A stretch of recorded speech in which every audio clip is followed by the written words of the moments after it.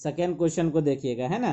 Second question में देखिएगा बाबू, page number कितना है, 4 में ही, पेज नंबर 4 में सेकेंड क्वेश्चन को y बराबर माने एक बार डिफरेंशिएशन किए, 3 दूनी 6x 30x 36 रियल का 0, यहाँ इसको इक्वेशन 2 माने फॉर मैक्सिमम मिनिमम वैल्यू के लिए डिवाइड बाई dx 0 किए। 0 करने पर देखो 6 को कॉमन आ रहा है ना बाबू, यहाँ एक इक्वेशन x में मिला, 6 को कॉमन लेके इसको हम लोग 0 तरफ भेज दें, गुना करेंगे तो 6, जोड़ेंगे तो 5, तो -3 गुना -2 मतलब +6 आएगा, जोड़ेंगे तो 5 आ गया। अब दोनों से x कॉमन, x -3, यहाँ से -2 कॉमन, x माइनस कितना हो गया बाबू 3, x -2, x -3 बराबर 0, x -3 बराबर 0, x -2 बराबर 0, x बराबर 2 और x बराबर कितना हो गया, सॉरी 3 और x बराबर 2 निकल गया। कुछ नहीं करना है, fx को y माना है ना, तो डिफ्रेंशिएट किए। डिफ्रेंशिएट करने के बाद हम लोग क्या कि जो आया मैक्सिमम मिनिमम के लिए 0 किए, यहाँ गुणन खंडन करके x का वैल्यू निकला।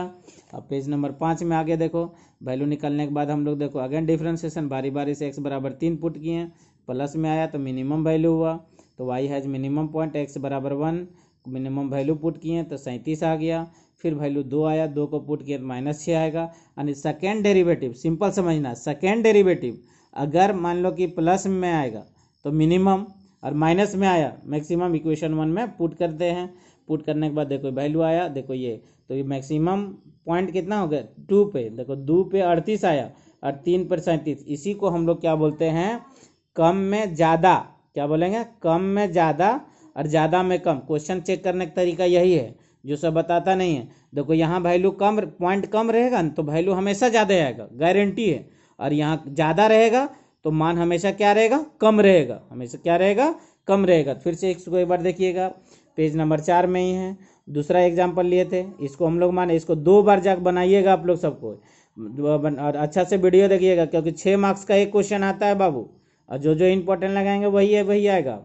अब इसको उस टर्न का रहेगा, अंक चेंज रहेगा। अब मान लो यहाँ प्लस दे देगा, यहाँ माइनस दे देगा, तो समझना रहेगा ना अपना बाबू। तो यहाँ से देखो किए, मैक्सिमम मिनिमम के लिए वैल्यू के लिए डिवाइड बाई dx 0 किए, 0 करने से x का वैल्यू निकला, सॉरी 6 को कॉमन ले लिए, कॉमन लेने के यहाँ फैक्टराइजेशन किए, x का मान 3 और 2 आया, तो बारी फिर अगेन डिफ्रेंशिएशन किए। डिफ्रेंशिएट करने के बाद हम लोग क्या किए, प्लस में आया तो मिनिमम वैल्यू हुआ, इक्वेशन 1 में फिर x बराबर 3 पुट करना है, ये मैक्सिमम मिनिमम, और ये दूसरा क्या माइनस में आया तो मैक्सिमम वैल्यू होगा। ठीक है, पेज नंबर 5 तक ही है।